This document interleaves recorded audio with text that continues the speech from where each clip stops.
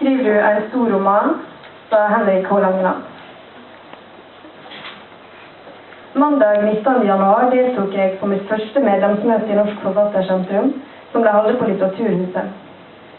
Det var et ganske bra oppmøte, og Henrik H. Langeland freiste å lære oss hvordan vi skulle skrive en bestselgende roman, eller, for å bruke hans egen ordvalg, bøker som når ut til en stor leserskare. Jeg har, som de som har lest Ingen må vite, kanskje har skjønt, hverken interesse av eller lyst til å skrive denne typen litteratur, men for de som er interesserte skal jeg avsløre tipsa her, fritt etter huksen. Kom i gang med det du egentlig vil fortelle i løpet av de 3-4 første sidene.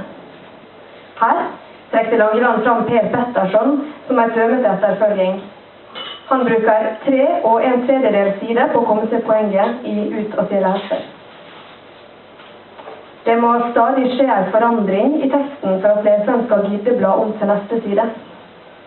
En typisk slik forandring er et møte mellom mennesker. Her lytter det ikke at hovedpersonen bare ligger på rommet sitt og tenker, sa Langeland. Noe Heidi Marie Krishnik hadde innvendinger imot, og mente var en banalisering av romankunsten. Hun mente det ikke bare er ren handling som driver en leser fremover i teksten, men også et godt og stramt språk. Hun påpekte at det kan skje store psykologiske ting inni en enskild leser, som kan bli gjort interessante for leseren. Bygg handlinger opp i aksjon, reaksjon, rundt utliggende konflikter.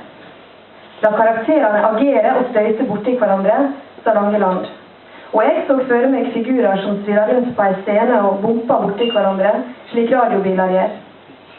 Deretter ble jeg fryktelig oppteken av noe farrisstøv under stolen framfor meg, som først la seg ned som et sprudlehjerte på gulvet, så seg sakte utover på ene siden, og deretter la seg til under stolbeinet. Hovedpersonen må være sympatisk nok til at leseren kjenner seg igjen, men ikke ensidig god, for da blir karakteren flat og uinteressant. Her kom det innvendinger fra Berit Hoff, som mente det var tonnevis av døme på både stor og god litteratur med usympatiske hovedpersoner, som til dømes Raskolnikov, Forbrytelse og straff, og Parfymen med videre. Dette utartet til en diskusjon om hvorvidt hovedpersonen i Parfymen er rent usympatisk eller ikke. Gi karakterene skikkelige navn, og la dem kjøpe pølser på 7-Eleven. Det er alt for mange romaner der han og hun, her sikter han til Jon Fosse og hans like, kjører rundt på Vestlandet og ingenting skjer. La dem kjøpe en pølse på bensinstasjonen, sa Langeland. Grep som funker for å få leseren interessert. Gjenkjenningsfaktoren, å få innsikt i noe ukjent. Nøkkelroman, se og hør, kikkerfaktoren. Pinlige episoder. Her var det flere kvinner som var uenige. Jeg husker fra da jeg var lite at hvis det var noe pinlig på barne-TV, gjemte jeg meg enten under bordet eller jeg ut på gangen. Jeg er ikke bedre stelt i dag. Det morbide, som i Kim. Her gav Langeland dømmer fra Jo Nesbøs Frelseren, der morderen syk ut offerets øye med støvsugerslangen. Noe han med rette påpekte at var unødvendig gjort av morderen. Personen var uansett død. Godt språk. Langeland er av den oppfattningen at spennende, meddrivende handling og godt språk lar seg kombinere. Som er en god oppfatning etter min oppfatning. Men hva vi anser som godt språk kan jo diskuteres. Bruk av dialog, med andre ord replikker. Minst mulig skildring, mest mulig dialog. Som jo er en velkjent måte å skape framdrift og lette lesinger på. I tillegg blir det fort langt av det. Bygg opp romanen i scener, og planlegg gjerne plottet og utviklingen i historien på førehånd før du begynner å skrive. Ellers vet du jo ikke hvor du kommer til å ende, sa Langeland. Noe som veldig mange liker aller best med å skrive, at en ikke vet, og at uventet ting skjer underveis. Og til slutt, det evige rådet. Les god litteratur.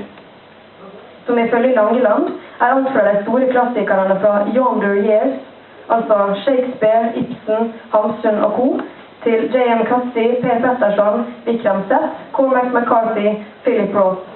Altså store samtidsromaner som gjerne kommer som hovedbøker i bokklubben. Han nevnte ingen kvinnelige forfattere. Så, for å oppsummere, handling, framdrift, forandring, aksjon, reaksjon, konflikter, oppbygging rundt scener, replikker, og selvsagt, noe Langeland ikke sa, så vidt jeg husker, men som åpenbart for oss alle, klimaks og overraskende slutt. Langeland hadde ellers følgende definisjon.